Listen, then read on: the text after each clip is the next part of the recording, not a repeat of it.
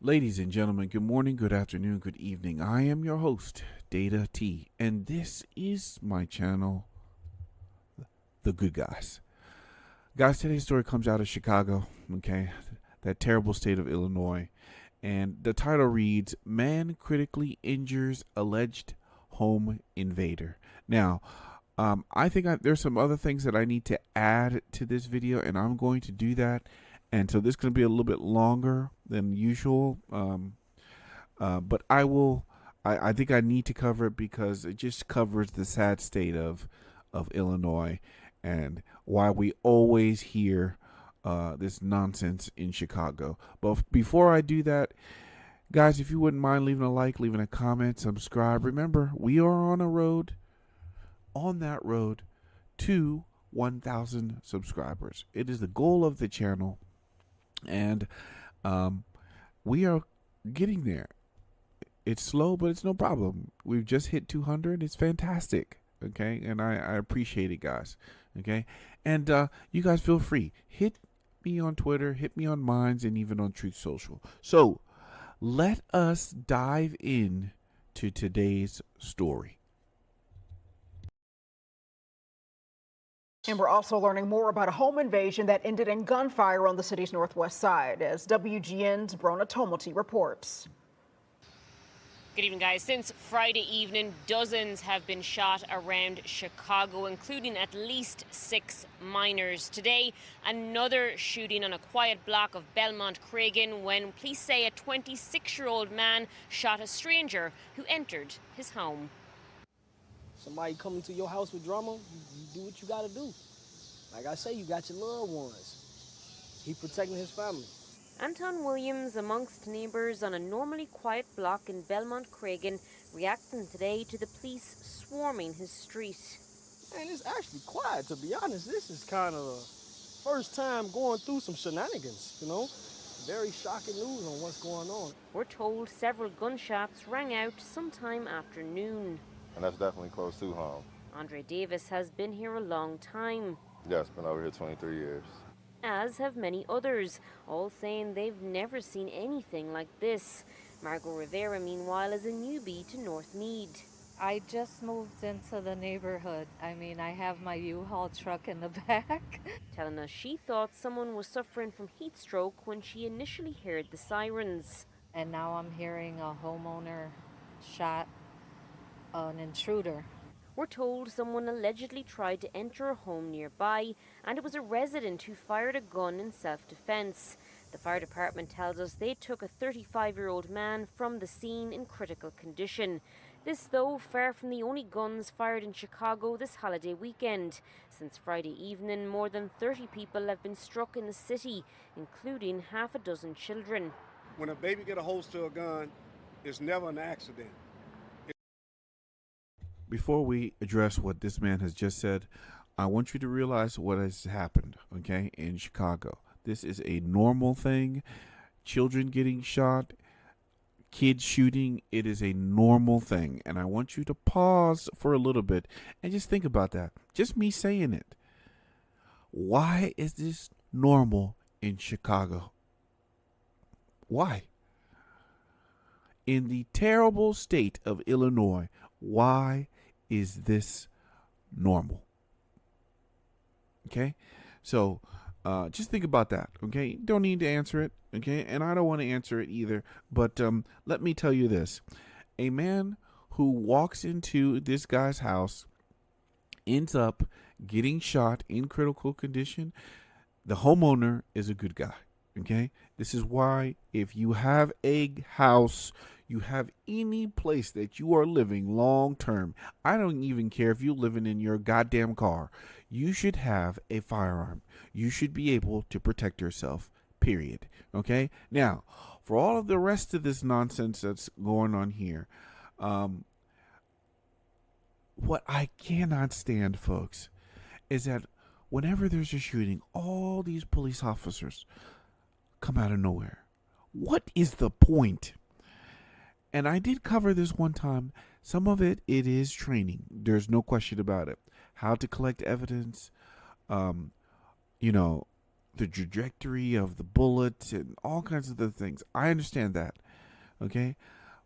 But these other guys that are just standing around doing nothing, it pisses me off to no end. I just keep thinking to myself, you guys could be patrolling other areas. How many guys really need to come to the scene? It pisses me off so much. But anyway, now let's address what this man is saying, okay? Children picking up guns. Now, there is the access to firearms that I am concerned about, no question.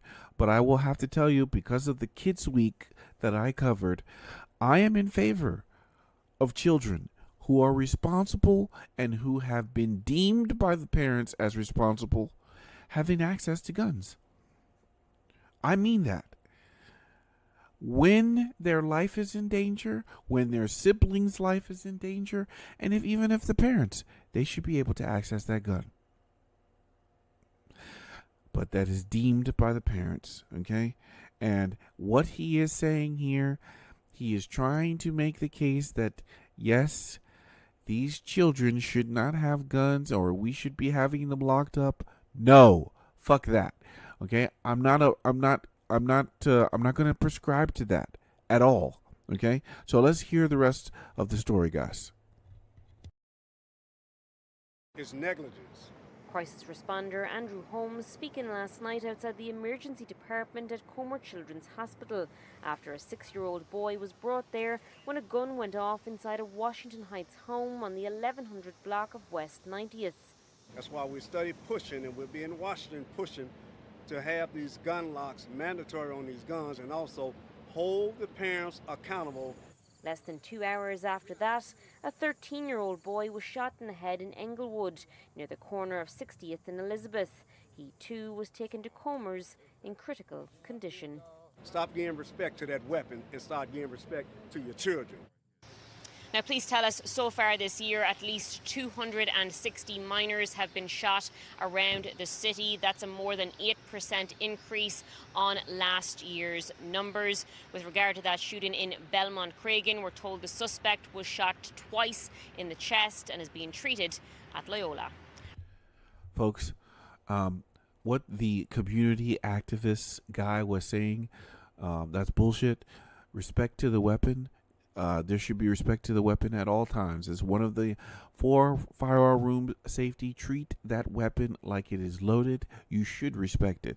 But the other portion of it is where he talks about having locks. Guys, I am convinced that anybody who talks about having locks on your firearms, they're not coming from a good place. Okay? All it does, it makes it harder for you to access your firearm and to be able to defend yourself. Okay? And yes, you have children around. There is a certain time, I believe, okay, that you're going to have to, if you're serious about your children's safety, and if you're serious about promoting gun ownership in your own home, there's going to come a time where you're going to have to keep them unlocked. Unlocked so that if you decide to ever leave your child home alone, they should have an ability to protect themselves. Unless you just decided that, hey, I will never leave my children alone, I don't know how you're going to square that one away, because emergencies happen all the time. And if you're going to be one of those parents that brings your children everywhere, then I guess a lock will do. Okay, but even then, the ability to get to your firearm when it's under a lock, a code, I'm telling you, it's harder to do. Easier said than done. Okay, now I do want to cover something else, because Chicago, guys, it is just a terrible place. I gotta say, I want you to look at this. What is happening in Chicago? Okay, check this out. Good afternoon. Good afternoon. I'm Erica Sargent. Great to have you with us. I'm Joe Donlin. Right now at 5, Chicago police tell us they are still investigating a home invasion turned violent yesterday afternoon in Belmont Cragen. Holes in the door frame show where at least one bullet hit. CBS 2 investigator Megan Hickey joins us live from the 25th District Police Station. And Megan, police say the homeowner who pulled the trigger was well within his rights. Right, Joe and Erica, police tell us the man who shot the suspected intruder has a valid FOID and concealed carry license, and CCL instructors tell us there continues to be that surge in Illinois residents who want to be able to use and have guns legally, and that has continued well after the height of the pandemic. Now, here is something that I detest. Not only do you need to have a concealed carry permit, you have to have a FOID. Now, what does that stand for? I'm going to show you. Okay, a FOID card says the firearms owner identification card. Okay, it identifies a person as eligible to possess and acquire firearms and firearm ammunition as part of a public safety initiative in the state of Illinois. I'm going to ask one question, and here it is. Do the criminals also have this card? Do they? Do they also have a carry concealed license? So you have to have both of these? It's complete bullshit. It honestly is. And I gotta tell you, Chicago, you know what? Let me play the rest of this, and then I'll give you my recommendation to the people of Chicago. There's only two things you can do. Let's hear the rest of this. And what I'm doing is looking through the rear sight to the front sight to make sure it's aligned perfectly with the target. Yes, these are plastic guns and practice targets. But concealed carry instructors Creative and Alexis Scott tell me this scene in Belmont Cragen is the #1 reason residents continue to sign up for their classes. It's our right to protect our home, our dwelling. Chicago police tell us a 26-year-old man was in his house on Monday afternoon when a man broke in. The resident, a licensed FOID and CCL holder, shot him twice in the chest. Today, another resident at the home told me they're shaken, but okay. Scott tells me it's this scenario that keeps people coming in their door long after the massive spike in FOID and CCL applications at the height of the pandemic. A lot of people take the class that are afraid of firearms, but they take the class so they can be more comfortable. Illinois State Police received a historic high of nearly 500,000 FOID applications in 2020, which the CBS 2 investigators found led to wait times as long as a year for some people. FOID applications have since cooled off, but they're still a bit higher than pre-pandemic levels. Do you guys hear what they said? A year for these FOID applications. A year. Then you got to go and get your concealed carry license, right? Then you go and get to purchase the firearm, which I'm not even sure if they still have mandatory waiting periods for these guns. This whole thing is unconstitutional. Let's hear the rest. Levels. During the pandemic, they was going crazy, and they going crazy right now. Fortunately, ISP data analyzed by the CBS 2 investigators shows processing times are now back on track. Some applicants are reporting wait times as short as 3 or 4 business days. So now once I have the proper grip. With packed classes every weekend, this Lawndale team says they're happy to train residents who are eager to arm themselves the legal way. So I advise anybody and everybody to get the proper training.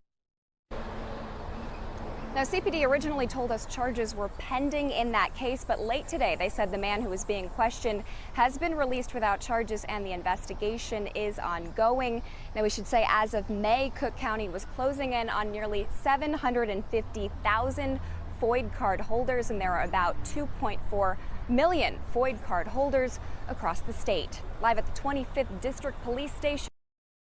And they can track each and every one of them, which is unreal. Okay, it's I think it's a backdoor way of gun registration. It's a terrible idea. FOID is a terrible idea for Chicago. But here is my recommendation to Chicago. This is two things that has to happen. Otherwise, you have to leave the state. Okay. Number one, you and the vast majority of Chicago and the public there have to arm yourself. That's number one. Everybody there, if you are not a criminal, get a gun. You have to do this. You have to. Okay? And then the second thing is, if you can't do that, leave. I urge a lot of people in the state of Chicago, if you cannot arm yourself, if you are unwilling to arm yourself, leave. But here's the caveat: if you decide to leave, if you leave, do not bring your voting record with you. If you leave, I need you to understand the whole reason why you are leaving that state in the first place, and then don't bring it to the next state that you're coming to. Especially, please don't bring it to my state. If I had my way, I will tell you, my state has not adopted constitutional carry yet. We should have it soon, okay? But when we do, when we have these things in place, I'm going to tell you, I honestly believe we should wall off our state to everybody else. Nobody else should be able to come unless you adopt our values. You adopt our values, you're going to vote a certain way, you're going to make sure that, hey, we're not going to bring those terrible policies that you had from your terrible state, the state that you're fleeing from, Chicago, New York, Los Angeles. Okay, you're okay to come. But if you keep those same ideologies, if you keep those same ways that you voted for, please stay where you are. Don't come here. Don't leave Chicago. You stay in that state. Let your place get shot up. Let your business shut up. Your kids, all of it. Stay there. Do not move. Please. If you can't have the gumption enough to fix your state, don't go to somebody else's. Stay there. Okay? And sometimes what it entails for you to get involved. It entails for you may have to run for office. I myself have thought about it. I may have to do that. At the very least, I need to get involved. Involved in your community, you at some level, you may have to do it. That is it. That is ownership. That is responsibility. And that is something that good guys do. Okay? You guys hear me say it all the time, but here it is again. Good people have guns. Okay? Good people should always have guns, because if good people do nothing, there will be no good guys.